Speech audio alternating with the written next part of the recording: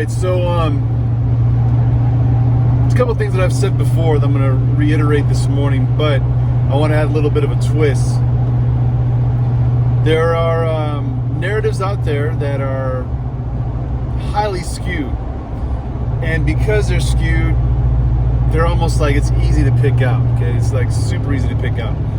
So this whole thing that's happening in Wisconsin, I said before that I don't make judgments on stuff without there being enough time. And the reason being is stuff comes out. Information is divulged. And for some reason, the important information seems to be withheld for a little while. I wonder why. Then information about individuals who are involved in situations, maybe even 911 calls, maybe even separate videos, and maybe even descriptions of the situation in real time as they were happening, are also not divulged to the public, but then are kind of trickled out. Interesting how that happens, right? It's very easy to come to a judgment about something where you have half information, which is why the first point this morning is videos can lie.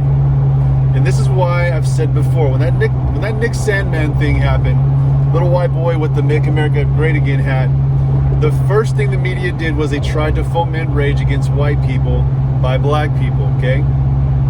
Try to make the little white boy the pariah, make him the devil, make him the racist and everything off of a video that was really short. But what they didn't show you was that the black Hebrew Israelites were cussing this kid out, little white kid, wearing this hat, cussing him out. They didn't tell you about the Native American peaceful protester, what he actually was doing and what he actually did.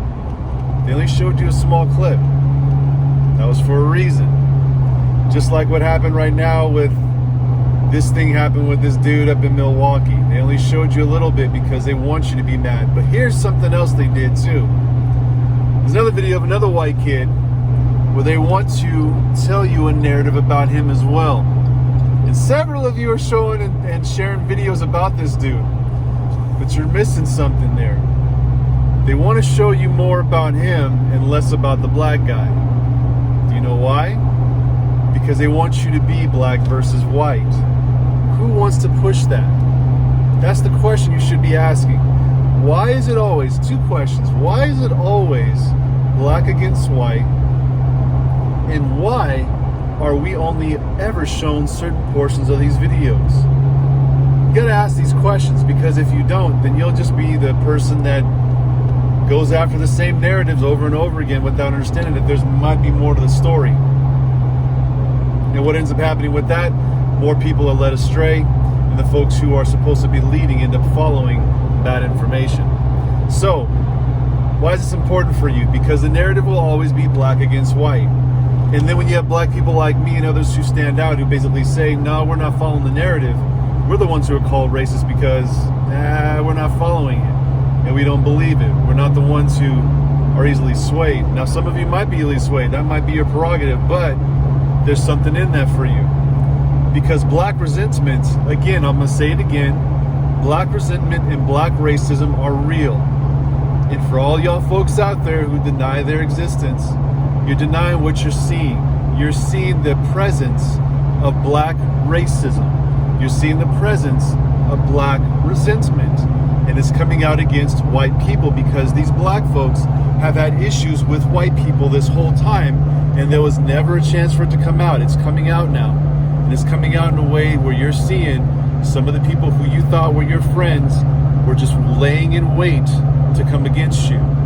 That's what's happened. And that's what's happening. And you advocates out there who are white, what you're doing is you're buying yourself time, because you will be the next target, because you'll never measure up to squash or quench that black resentment and that black racism. It's never going to happen. There's no way. Okay? There's no freaking way. So why is this all important for you and for me?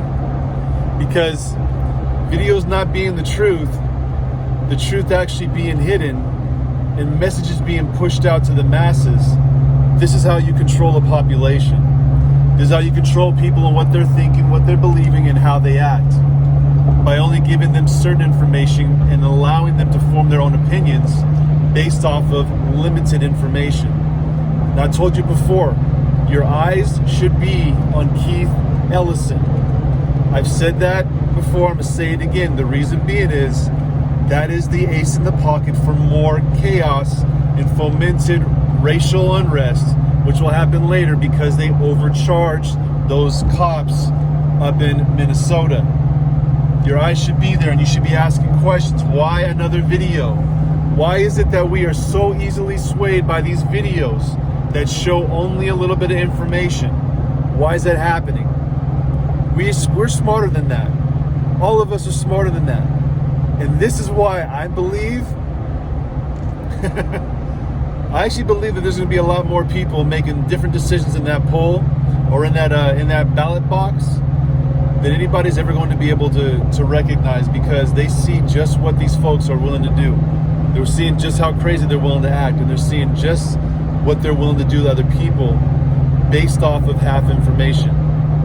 And you have the ability to discern between the truth and the lies, but if you're not prudent in it, you'll walk right into a trap. And if you walk into that trap, that's going to be your business, and you'll be responsible for the things that happen once you've made bad decisions.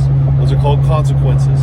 If you're not willing to address your own consequences, then you are going to become one of the most irresponsible individuals out there. And you'll line up with these other individuals who want to foment racial issues because they've got racist issues in their heart.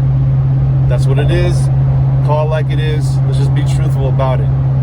So why is this important for you and for me? Because as you look and you're watching on the couch and you're seeing these things unfold in front of you, you know that you're being fed a line of BS. Straight up. And you pastors out there who are just dropping in on the dime and just saying things that line up with your political ideology and calling it Christianity, you'll be responsible for that. You will be, okay? Just being real with you. Just as I will be as well too. But as long as we are willing to lie for a political ideology so that we can push racial issues upon the public for a political ideology masked in Christianity, that's irresponsible, and that is heresy, okay? That's why I said before, black liberation theology and all this crap that they're pushing upon the public and liberation theology, it's a freaking heresy. And you need to get to know that if you're outside the faith, because you need to know what these people actually are thinking, because as they're yelling and screaming on the TV about how unfair, how unjust white people are and cops are, they're also only feeding you a part of the story. They're also only feeding you what they want you to see.